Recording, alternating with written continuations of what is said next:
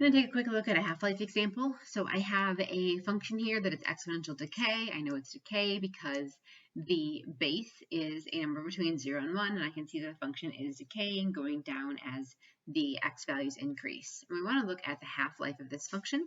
So the first thing that we're going to do is observe that the initial value is 40, and you can also observe that the y-intercept is 0, 40. So we're going to find the amount of time or space that it takes for this function to decay by half of its initial value. So the initial value of 40, half of 40 is 20. So I want to find out where the function gets an output of 20. So I'll graph y equals 20, and I can observe that to go from 40 down to 20, it takes a time interval of 2.11 units. So we can see here that the half-life of this function is can't type today, is 2.11. Now, to be more general about this, we can be decaying from any set of values, so I don't have to decay from my initial value of 40 down to 20. I can decay from any two values that are twice as large or half as large as each other. So I just want to show that I'll get the same value, 2.11, no matter where I start. So if I want to determine how long it takes to decay from an output value of 10 to an output value of 5, right? That's again half as large. Let's check and look at these two.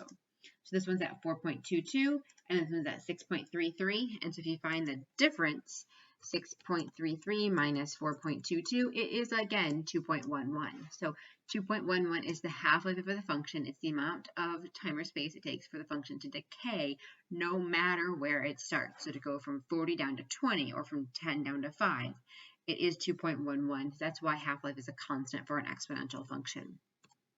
The same thing is true for doubling time in a growth model. So if I switch this to a exponential increase function, I'm going to say grow by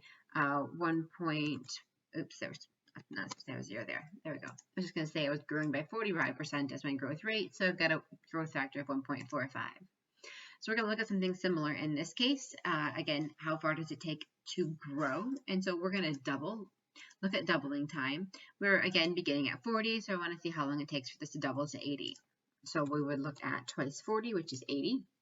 And for this function, I use the initial value, twice the initial value, just because it's easiest to do the subtraction. I can do 1.865 minus 0 and get 1.865. So for this particular function, the doubling time is 1.865 for this function.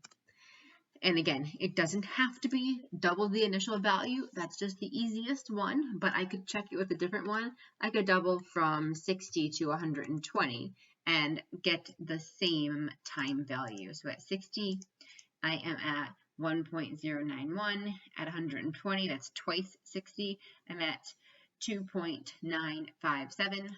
So if I take my 2.957 and I subtract 1.091, I am at the same value. I am at 1.865. This one came out as 1.866, and that is a minor difference, but it is likely because one of these values has been rounded up. If I possibly zoom in, I might be able to get an extra decimal place on this one.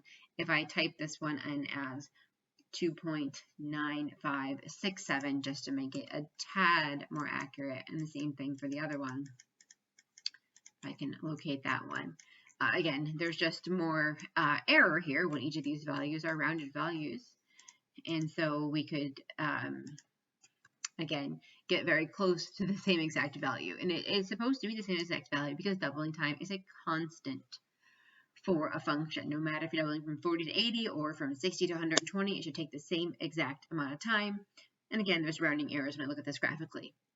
We can also do this not graphically once we get into logarithms. We can use the inverse of an exponential functional logarithm to compute the value by hand and exactly. But when we're looking at the graphical method, we'll have a little bit of rounding error from the graphical values.